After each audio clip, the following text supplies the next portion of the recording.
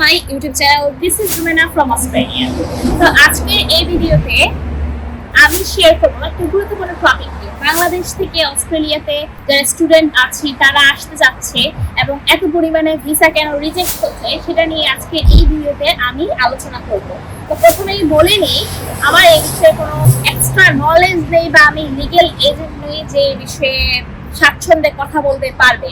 তবে আমাকে অনেকেই রিকোয়েস্ট করছে জানার জন্য যে কেন এত পরিমাণে ভিসা রিজেক্ট হচ্ছে।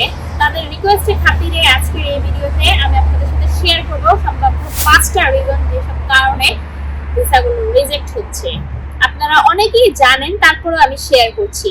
তো নাম্বার 1 রিজন হচ্ছে বাংলাদেশ এখন লেভেল 3 তে চলে গেছে লেভেল 1 থেকে।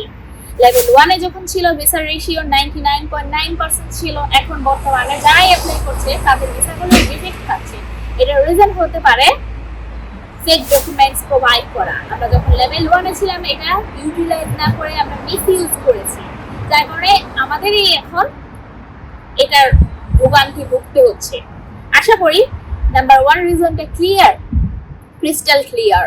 সো আমি সম্ভাব্য রিজন বলছি, অ্যাকচুয়ালিতে কি কারণে রিজেক্ট করছে সেটা অস্ট্রেলিয়ান গভর্নমেন্টই ভালোভাবে জানে।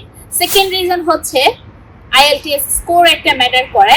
বর্তমানে আমরা যারা 6.6 at least no band less than 6 রাখার ট্রাই করেন, আমরা যারা অনেকেই ট্রাই করি যে IELTS স্কোর কম দিয়ে এখানে আসার। অনেক ক্ষেত্রে কিছু ইউনিভার্সিটি অ্যাপ্লাই করে, বাট টপ র্যাঙ্কের ইউনিভার্সিটিগুলো কিন্তু এটা অ্যাকসেপ্ট করতে চায় না।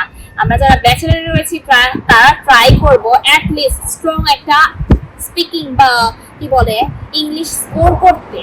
ব্যাচেলারদের জন্য আমি রেকমেন্ড করব 6.5 রাখার জন্য, নো ব্যান্ড লেস দ্যান 6 রাখার জন্য, এবং মাস্টার্সের জন্য 7 রাখার ট্রাই করতে হবে, এবং নো ব্যান্ড লেস দ্যান 6.5 রাখতে ট্রাই করুন, তাহলে আপনাদের ভিসার রেশিওটা অনেকাংশে বৃদ্ধি পাবে। এবং থার্ড নাম্বার রিজন হচ্ছে আমাদের কোর্সের কোনো অ্যালাইন নেই।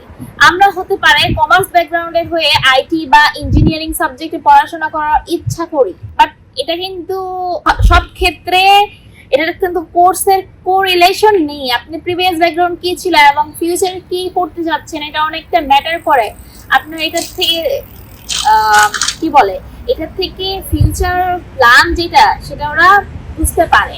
আপনি এখানে কি সেটেল হতে আসতে যাচ্ছেন নাকি হায়ার এডুকেশনের পারপাসে আসতে যাচ্ছেন। আবার নাম্বার 4 যে রিজনটা হচ্ছে আমরা কোর্সের কোরিলেশনের সাথে সাথে আমরা করি কম দামে একটা ইউনিভার্সিটি বা ইনস্টিটিউটে অ্যাপ্লাই করে আসার ট্রাই করি। ইনিশিয়ালি কম খরচ হয় যাতে, এই কারণে যারা আমরা লো মিডল ক্লাস বা মিডল ক্লাস ফ্যামিলিতে বিলং করি তারা ট্রাই করি। এটা করবেন না, এটা সবচেয়ে বড় বিপজ্জনক। আপনারা আগে ভালো কোনো ইউনিভার্সিটি দিয়ে অস্ট্রেলিয়াতে আসেন, তারপরে ইনস্টিটিউটে মুভ করেন।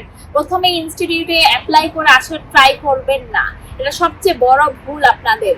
তো আশা করি বুঝতে পেরেছেন নাম্বার 4 নাম্বার রিজনটা।